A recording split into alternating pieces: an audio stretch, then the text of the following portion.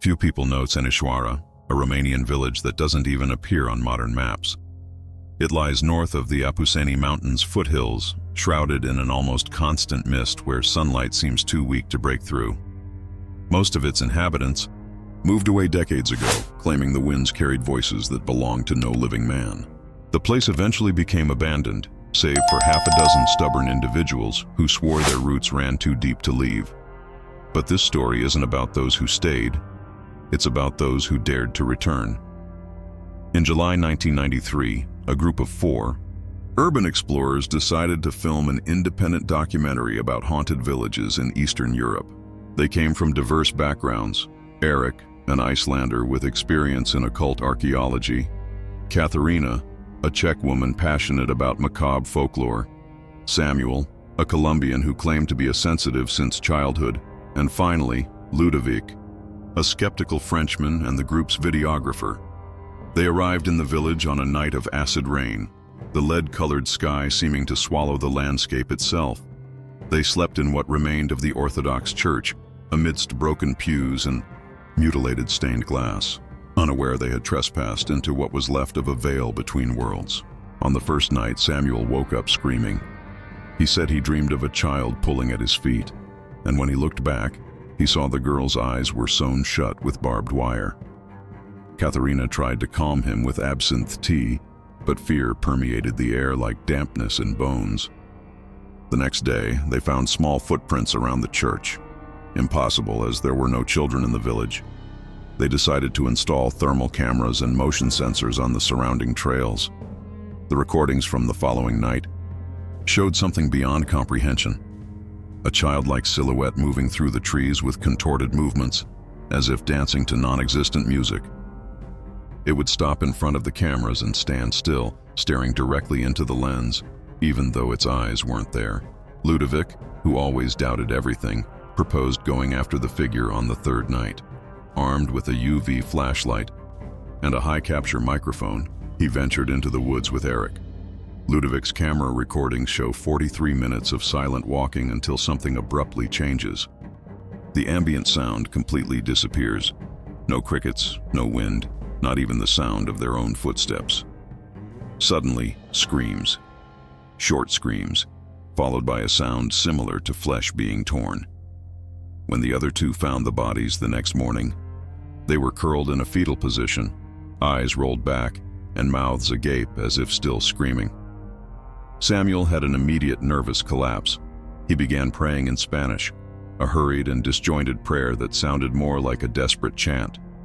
Katharina, now with a face as pale as a forgotten sheet, repeated only one phrase. She wants to play, but playing hurts. The strangest part was what they found when reviewing the thermal images from the night. The same child appeared 8 times in different and distant positions within seconds. A kind of deformed echo of the creature. Samuel swore it was a manifestation called a strigoi, a local legend about children killed in pagan rituals who returned to seek companionship. They decided they needed to leave the village that night, but the car wouldn't start, and all digital maps had disappeared from their cell phones, as if the village had completely absorbed them. On the last night, Katharina disappeared. Her body was found hanging upside down from the church altar's inverted cross, with symbols carved into her abdomen. No one there recognized the language. Blood dripped onto the rotten planks, forming a pattern similar to a spiral. Samuel, already in a trance, repeated, "She doesn't want to be alone. She wants you too." He was found days later by a Transylvanian rural patrol, walking naked down the road with a fixed, empty gaze. Today he is hospitalized in a sanatorium in Sofia, where he repeats only one name, Orica. To this day, no one knows who Orica was. But one thing is certain. There are sounds that should not be heard, games that should not be accepted, and children who should not be called by name. There are places where time stops, where the past is more alive than the present. In Japan, there is an almost forgotten village called Shirakawa-no-Kami, nestled among silent mountains and eternal forests. Only those born there know the paths. No map marks its existence, and no tourist returns from there. It is believed that the village is one of the last places where the Kuyo Moeru is performed, a forbidden ritual of transition between the world of the living and the dead, supposedly transmitted by entities that have no face, only voices. Everything came to light in 2008, when Norwegian researcher Ingrid Madsen, specializing in extinct cultures, decided to visit Shirakawa to document forgotten agricultural rituals. What she found there surpassed any academic study. She was received with cold hospitality, women dressed in white kimonos who avoided eye contact, children who spoke in whispers, and silent men who disappeared at dusk. Ingrid noticed that all the houses had altars with humanoid figures covered in red cloths with eyes made of animal teeth. In the first week, everything seemed merely eccentric. But at the end of the second, Ingrid was invited to observe the Kuyo Moru. She was told she could not record anything with cameras or take notes, only watch. The ritual began at dusk, when 4 teenagers from the village were led to the center of the main clearing. Their mouths were sewn shut with copper wire, their eyes blindfolded with black silk strips. Around them, the elders chanted a strange melody, with guttural syllables that caused involuntary shivers. The young people were placed on their knees before a large bronze mirror, positioned so that it reflected only the sky even though they were surrounded by trees. When the moon hit the mirror, Ingrid reported feeling a wave of nausea, as if the air was disintegrating. Then, one by one, the teenagers began to bleed from their mouths and noses, even with the wires still intact. They fell one by one, as if sucked into the ground. But the soil was never dug. Their bodies disappeared there before everyone, and no one reacted. They merely bowed. Ingrid fled in the early morning, but when she tried to use her GPS, she realized the device always showed the same location, inside. No direction, no escape. For the next 4 nights, she slept locked in the wooden house she had been given, hearing whispers coming from the floor, as if someone was crawling under the floorboards. One night, she found one of the copper wires used in the ritual wrapped around the inside doorknob. And most disturbingly, her recorder, which she had hidden in a secret compartment of her suitcase, was on and looping her own voice saying a phrase she never remembered saying, "I want to see how they die." Ingrid was rescued 6 weeks later by a Japanese climber who found her wandering the slopes of Gifu, dehydrated, with dilated pupils, and her hands completely covered in blade-cut symbols. She didn't speak a word, only wrote the same sentence on loose sheets of paper. "The mirror still watches me." No local authority recognizes the existence of Shirakawa-no-Kami village. It does not appear in municipal records, has no postal history, and no satellite has been able to capture images of the area mentioned by Ingrid. But curiously, after the case, 3 other explorers disappeared trying to retrace her route, and a camera left by one of them was found, showing the reflection of someone holding the lens, but who had no face, only teeth. If you've made it this far, it's because you're different. Not everyone faces stories like these with open ears and hearts. If this type of account grips you, gives you chills, makes you curious, maybe even a little uncomfortable, then you are part of our ritual. Subscribe to the channel, not out of obligation, but because your presence here strengthens this community of brave and curious people. And I want to ask you something different. Write in the comments what you would have done if you were in Ingrid's place. Would you have fled right at the beginning? Or would you have stayed until the end of the ritual? Your comment might become part of the next script. Who knows, your idea might be the next terror to be told here. North of Limpopo province near the Zimbabwean border, there is a stretch of land considered unfit for occupation since the 1970s. What almost no one knows is that this area holds the silent remains of the old Blade Orphanage, a place that was never officially recognized, although several children passed through there between 1952 and 1969. The structure still exists, surrounded by vegetation that swallows the empty corridors and crumbling halls, as if nature itself wanted to hide what happened there. In 2011, a group of South African documentarians decided to record abandoned places in the country. When they found vague records about the orphanage in a 1964 newspaper reporting the collective disappearance of 23 children, they decided to go there. The team consisted of 5 members: Andile, the director; Tabiso, the drone operator; Dineo, who handled sound; and the foreign siblings Matteo and Lucia, both specializing in urban architecture. From the beginning of the expedition, everything went wrong. Their radios failed near the property. The drones captured blurry images on one of the floors, even though the building was completely empty. With each filming, a kind of low noise, almost a child's murmur, appeared in the audio. Initially, they thought it was interference, until Dineo showed that the recorder used a completely isolated analog system. On their first night at the location, Matteo disappeared. He had wandered off to take thermal readings of the East Wing and was never seen again. No screams, no noise. Only a clip from his backpack was found at the top of a broken staircase, leading to the orphanage's sealed basement.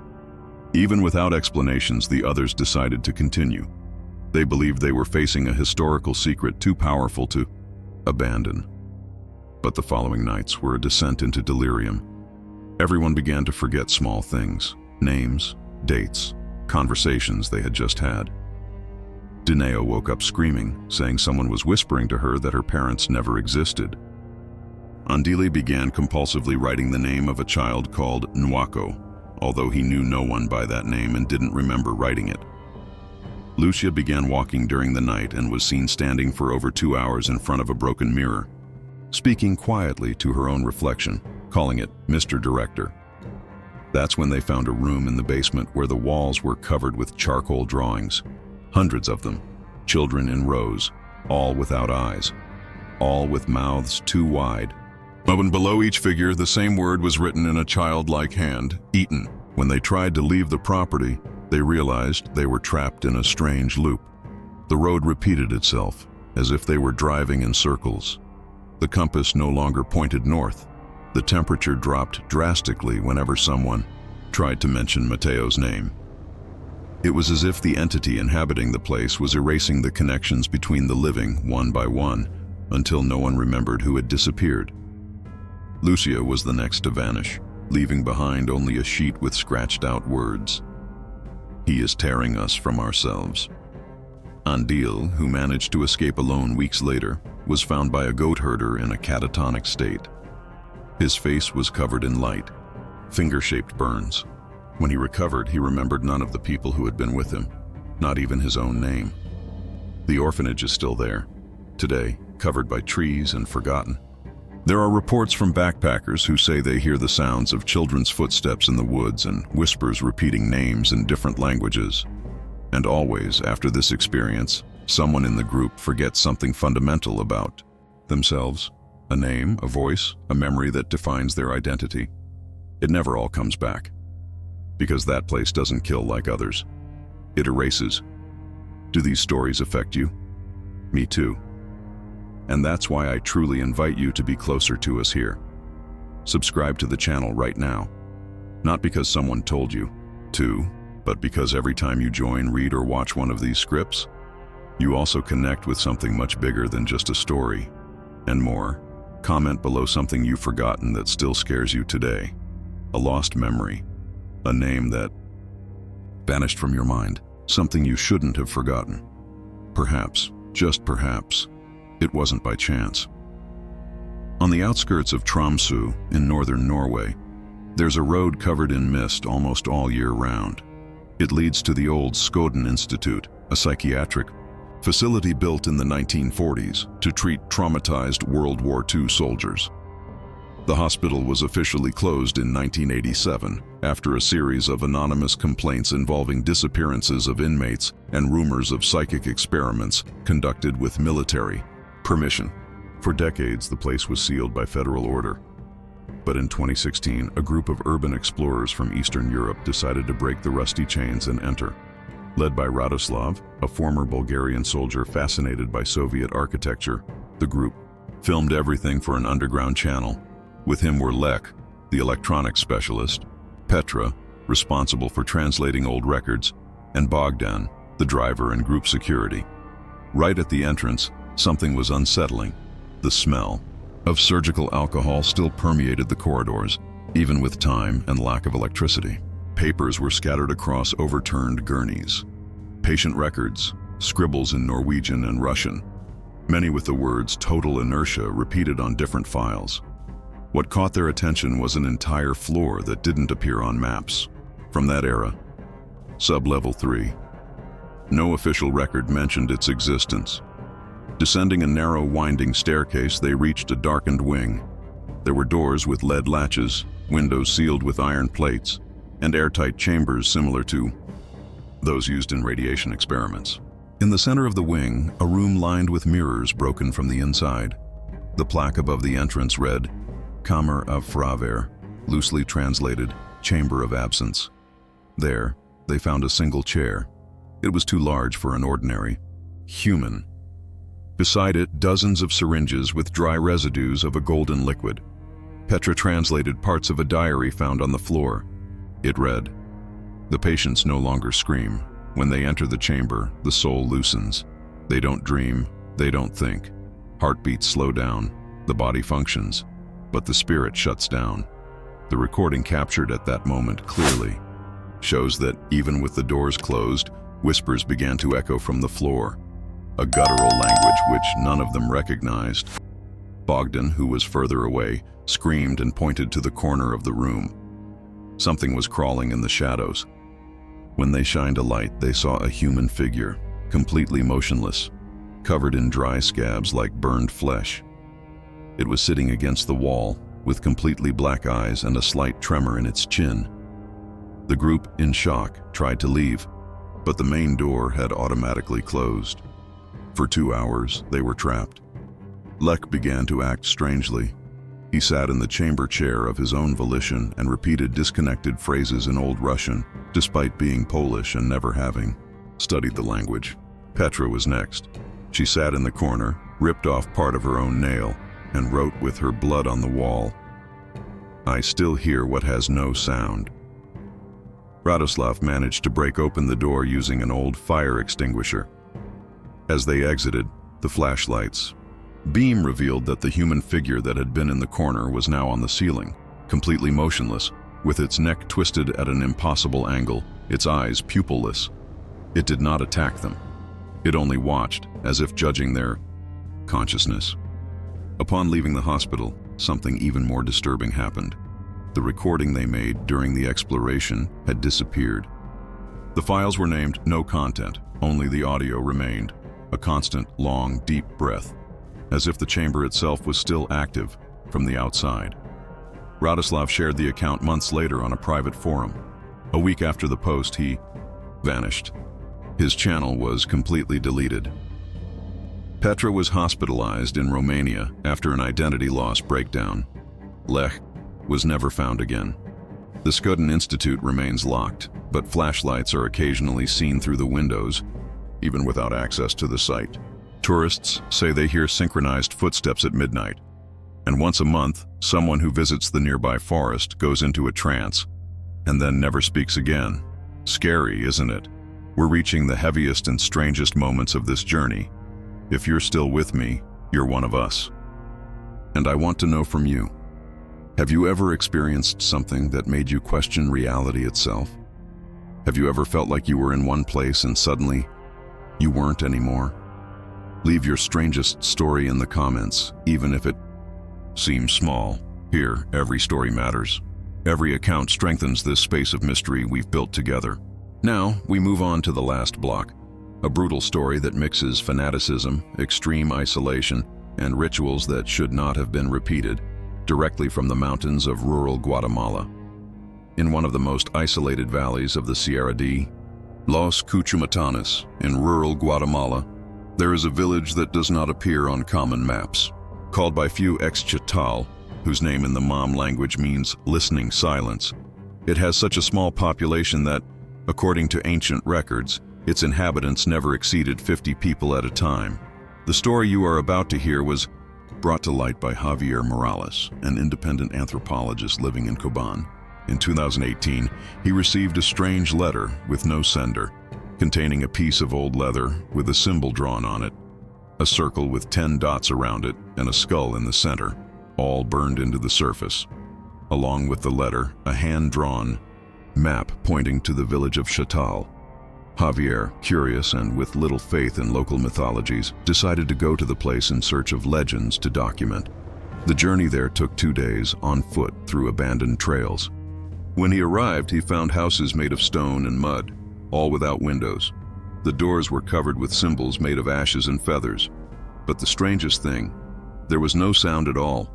Not of animals, not of wind, just a total acoustic void. The people he met did not speak to him.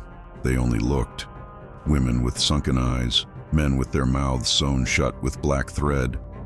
After a few hours trying to interact, a girl of approximately 8 years old approached Javier and handed him a notebook. Written in Old Spanish, the notebook described an ancestral village tradition called the Rite of the 10th Voice. According to the text, the village was one of the 10 points where the embodied silence was to be maintained. The ritual occurred every 33 years. A person, always a stranger, was to be chosen to be the 10th voice. During the ritual, the villagers gathered around an altar dug into the earth, where 9 people sang in ancient languages. The 10th person, the visitor, was not to sing. He was to hear everything and never speak again. If he broke the vow of silence, something called El Vástago del Eco, the scion of the echo, would be unleashed. An entity described as a living mouth, formed by resonances that devours voices and then souls. Javier, despite his discomfort with the village, was fascinated. He decided to spend the night in one of the abandoned houses. At midnight, he woke to the sound of voices that came from nowhere. Dissonant choirs, chants that seemed to come from inside the walls.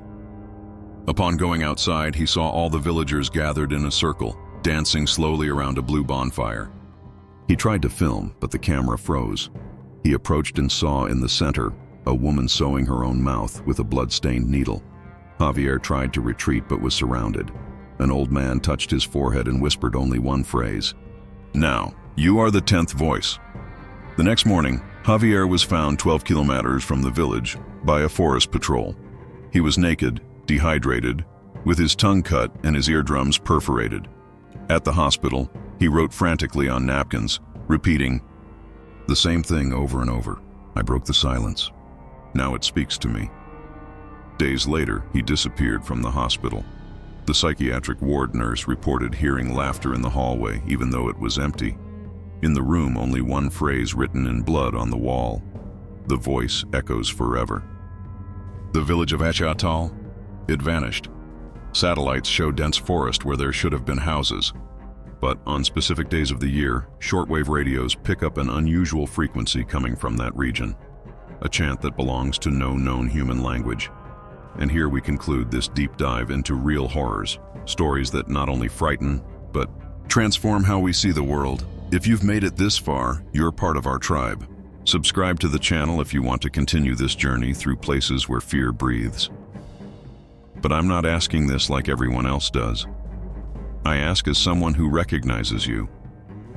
You, who seek the unknown, who face the dark head-on, are part of all this. Together, we keep these stories alive. Share in the comments below. What did you feel hearing these stories? Have you ever experienced something unexplainable? What did you learn about fear today? Your story might appear in the next episode, and you can help the community grow by telling what you've experienced. No matter how small it seems, here, every account has value. The darkness doesn't end with this video. It has only just begun. See you in the next story.